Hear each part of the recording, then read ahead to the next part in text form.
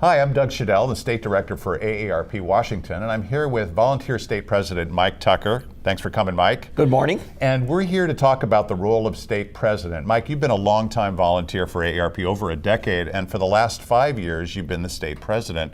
Maybe we could just start by you talking about what is the best thing about being State President of AARP Washington? Well, I can, just speaking from my own experience, I think, the thing that I just loved the most was the opportunity to interact with you and your staff and all the AARP members over the years. I've just had the opportunity. I mean, the job just gives you the opportunity to meet an incredible number of people and work closely with them. Particularly the volunteers. I love working with the volunteers and meeting the volunteers. That's great. You and the staff have just done such an outstanding job in recruiting good people over the years who have a real passion for AARP and the work it does. And so one of your roles is to work especially with the leadership, the Executive Council, right? Exactly. That's one of the functions. Could you talk a little bit about that? Who is the Executive Council? Sure. Well, the Executive Council exists in every state, as you know. We have 7 members here in our state.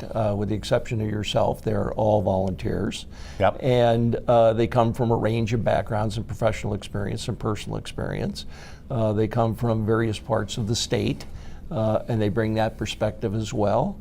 They have diverse views politically, and we benefit from that as well.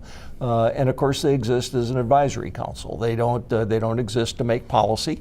Right. They exist to provide advice and counsel, and to contribute what they can do in the way of time that they can offer to further the mission. Yeah, that's great. Well, thinking about your 5 years, and you're terming off now. What are some of the wins that you are most proud of? Well, I think the legislative effort that we had in the campaign tied to what the payday lenders were trying to do in this state a few years ago, and it was a tough legislative battle, and one that required a lot of time and effort. On the part of staff, and real determination and the assistance of volunteers in getting that done. So this all sounds like a lot of work. If people are out there thinking, well, maybe I could be the State President of AARP Washington, how much travel's involved? How much time do you spend at this job? Well, there's a minimum commitment of at least 3 times a year when I will travel out of state, as you know. There is the annual conference that we hold every summer in Washington, D.C., where the state directors and state presidents, our counterparts from every state across the country, including Hawaii, and with in recent years the advocacy director from those states as well, where we go and we participate in a 4-day conference. Part of that time is spent lobbying, our delegation, members of Congress, the members of Congress in Washington D.C., and that's always a real treat. Now, do you go in yourself? I mean, you and I have gone together, but yes. How has that experience been for you? Have they been open to us? As you know, it's been policy has been I'm kind of a policy wonk. And so actually walking the halls of Congress or walking the halls of the legislature in Olympia is something that I actually get a thrill from. You have a passion for that. And I have a passion for that. Right. So, does a person need a passion for lobbying and Congress and policy to do this job? Well, if it's something that really turns you off, that would be a negative. I think it's something that it's part of the job description. Yep. It comes with the territory, and it's something that you certainly have to be committed to doing. It's something that you can become much better over time through practice. I just had the real benefit of having come into the job with having done some of that in my past professional experience. Yeah. And your past volunteer experience. Exactly. You were involved in policy with us before you were state president. Exactly. Yeah. What about politics and political partisanship? We're a nonpartisan organization. Can you be a Republican or a Democrat and serve in this role, in your opinion? Does it matter? Yeah, I don't think it's a problem. It's a matter of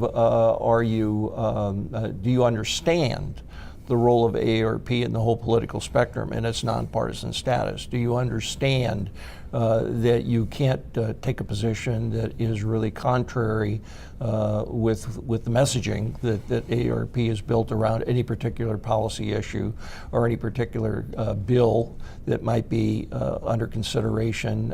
And what about endorsing people, endorsing candidates? Well, exactly. No, and I have gone out of my way since I have been volunteering at AARP not to endorse any particular candidates. I, in the past, had made political contributions to one candidate or another.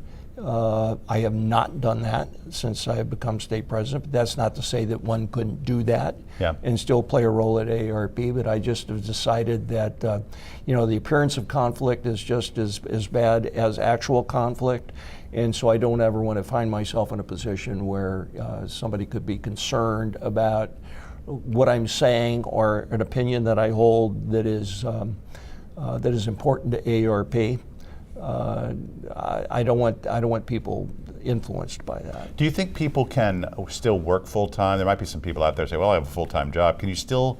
Is that a possibility that a person could have a full-time job? Sure, certainly I think it is. And that's going to vary from candidate to candidate. Is what are the actual job demands that they have in the outside world, and then how can they fit that?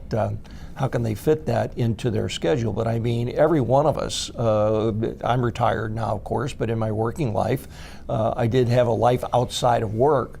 And if it wasn't wrapped up in volunteerism, it was wrapped up in raising two kids and all the activities and things that you had to support. So, as I got older, and certainly when I moved into my 50s, I had a lot more time that I could devote to other things that didn't involve my having to go to Little League games and soccer games and work at the hamburger stand and do all that sort of stuff. So how much time do you spend at this? You've been at it for 5 years now. What would you say is the average amount of time you spend, and what would be the minimum time? We get this question. We've gotten a lot of interest in this position. Sure. Just how much time do you want of mine? Yeah. Well, I think, it's... there are going to be, some of my counterparts in other states, I am quite certain, have turned it into a 40-hour-a-week job or more. I have not made that kind of a time commitment. John Barnett, who was my predecessor in this position, I think if he wasn't spending 40 hours a week, he was coming very close to it. But I probably on average, 10 to 15 hours a week. And part of that is driven by... Even during the legislative session? Well, during the legislative session, it will be more than that. Oh, okay. So during the legislative session, and particularly because I live in Olympia, which is right where the state capitol is, there's going to be more of a time commitment. I'm just a very convenient person. Yeah, you happen to be there. So I can. It's easy for me to get there and to spend more time doing some of what Kathy would otherwise have to get in the car and come down to. Kathy McCullough, advocacy director. Right.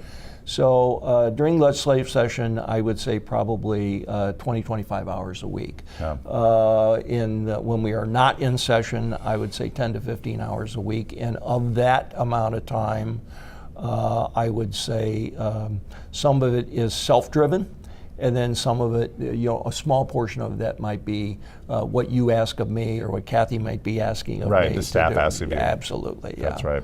Yeah. Well, you have been a phenomenal addition to our leadership team. We're not letting go of you. We expect that because you're an Olympian and all of your skills that you're going to continue on here. But thank you for giving us an overview of this position. And if any of you are interested in applying for the state president job, you can just go to our website. There's a link on how to apply. Thanks a lot for your time, Mike. You're very welcome.